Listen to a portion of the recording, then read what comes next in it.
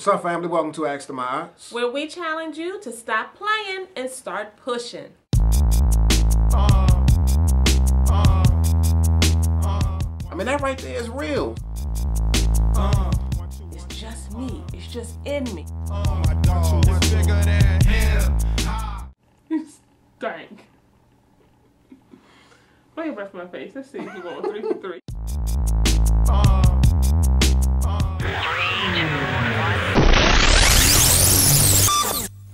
This right here is my irresistible wife, Iana. Hold on. I'm gonna tell y'all why she's irresistible. What? Why are you looking like that? Earlier today, I was trying to ride my bike, and I was determined to get outside and ride my bike. But my wife, being as irresistible as she is, she convinced me in her own unique way to stay in the house. Be careful. So go ahead. Who am I to you? That's what you want to tell everybody? Yeah. They're probably like, okay, and what? Anyway, oh, this is my husband. This is my hard-working husband, Agize Maat. All right, y'all. We got a question in from a brother who basically is in a space of distress in his relationship, and he's in that space because his soon-to-be wife cheated on him, not once but twice. And one of the people she cheated on him with was the military chaplain. So, you know, he got some major issues about that. And, you know, Wow. the way that came about was, you know, real interesting. But, you know, to make a long story short, she said that she cheated on him because she wanted to get out the relationship. She felt like he wasn't taking care of her emotionally. She felt like he wasn't taking care of her in a intimate type of way. She felt like, you know, he just wasn't there for her, spending quality time with her. So as a result, and after numerous complaints, she said, I'm going to go out here and do this to get your attention. Now that right there ain't cool. But based off of the way she even entered into the relationship with him, it's indicative that, you know, she may have some issues when it comes to expressing herself, when it comes to letting him know how she feels and, you know, acting based off of how she feels. And the reason why I say that is because early on, one of the things that she did was she kept, you know, her hand not just in her prior relationship while she was in this relationship, but, you know, she was also getting money from her prior relationship while she was in this relationship because she was used to being taken care of a certain way. So that right there was an issue because, you know, she's accustomed to a certain way of living. And as a result, when he was in the beginning of this relationship, he wasn't able to provide for her the way he wanted to. So, you know, that right there caused a lot of conflict. So there's a lot of issues in this letter. And basically he wants to know is, you know, what's our opinion on this situation? And whether or not we have any advice in terms of him and, you know, in terms of him, you know, dealing with this whole space that she's in right now where she's pretty much shut down emotionally. They're trying to work on it, but, you know, she's not as open as she used to be after she got found out when she was cheating on him. Here's what I personally think. I think most of the time, if a woman's really not trying to be with you, she ain't going to be with you. She's just not going to. And it sounds like on one level, she's not. It sounds like on one level she's with you, maybe in the house, living in the same place, maybe being around each other and that kind of thing, but she's really not connected and committed to you. And so you have to really look at the reality of your relationship. If someone is rejecting you, albeit, you know, it is because of the fact that you were not being there emotionally according to her, if she's rejecting you and that's where she is, then ruminate on that rejection. What I mean by that is sit and think about that and where you have not come through. Deal with that. Don't keep trying to say what, but. Deal with that. And what is it that you need to do so that you can now be present or that you can be present for the correct person who needs to show up in your life? You don't need to be hanging on to her if she has already gone out here and slept with 2 other people, 2 other dudes, because she doesn't feel like she's met. You know, here's the thing. At the end of the day, there are going to be challenges that arise in our relationship.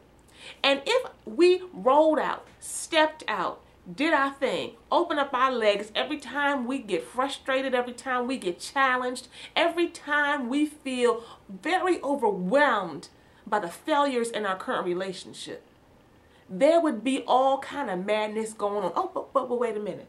There is all kind of madness going on in our community because of that in and of itself. So if you don't have someone who knows first what commitment is about, particularly as you say this is your soon-to-be wife, then you need to stop, hold up, wait a minute, because she is not the one for you.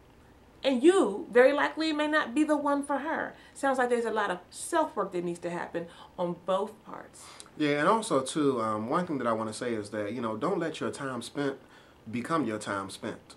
And what I mean by that is that, you know, we spend time in our relationships, which is a good thing, especially if it's quality time. Mm-hmm. But if that time that you spend in your relationship becomes your time spent, almost as though you're doing a sentence, that's not cool. You know, your relationship should not be a time period of drudgery. Mm-hmm. You know, it shouldn't be a burden. So if the majority of your relationship consists of pain, consists of insecurity, consists of just not knowing, a whole bunch of ambivalence, that's not a good thing right there. Mm-hmm. And again, what that indicates to me is that you probably entered this relationship, which you say in the letter, there were some initial insecurities, but you know, if you start the relationship not really on solid ground and not really understanding who you are, then you're going to bring that fractured person into the relationship, and as a result, your relationship ends up being fractured. Mm-hmm. So based off of what I see in this letter right here, and based off the time that I'm assuming that you all have been together, because you don't note that in the letter, I would say that, you know, I don't think that you all need to be together. There's too much stuff that has happened in your relationship. And one thing that I failed to mention was that she actually said the pastor was better than you in bed. That right there, that's not cool. Now, you pressed her for that answer. But again, you know, as a man knowing that type of knowledge, I mean, if you have an opportunity to enter into another relationship from a different space based off of what you've learned in this relationship, I would say do it. You all aren't married yet. You got too much stuff that you've already encountered. And not to say that you can't work through it, but you got a whole hell of a lot of work to do in order to get to a space where your relationship will be good. The first relationship, again, that you need to focus on is the one with yourself, the one where you get to know yourself, where you figure out where your weaknesses are, where your lesser strengths are, or what you're really good at, so that you can first, you know, have a sense of who you are. And when you have that sense, you know, a real sense, you know, not a made-up person, but really who you are, you know, what you can deal with and what you can't, where you good, where you ain't, then you can really give to somebody else. And I just want to say, last but not least, my husband talked about the fact that if your relationship consists of, you know, drudgery and misery most of the time, that ain't cool. That's not a good sign, and you need to kind of evaluate that. Please do not mistake that for the fact that there will be periods and spaces in your relationship where you might be miserable a lot of the time. But still within that, you should be able to see where you're going to some degree. You should be able to know that I can sit down with this person and we are figuring it out. Mm-hmm. We are moving forward. It might be real slow, but that's where we're going. We're going forward. You ain't really going forward right now because you're saying, let's go forward. Mm-hmm. And she's saying, I don't want you. Mm-hmm. So, you know, you really got to take a time out and step back, step out, not on her, but out of the relationship. That is our advice to you, ultimately. We hope that this has been of help to you.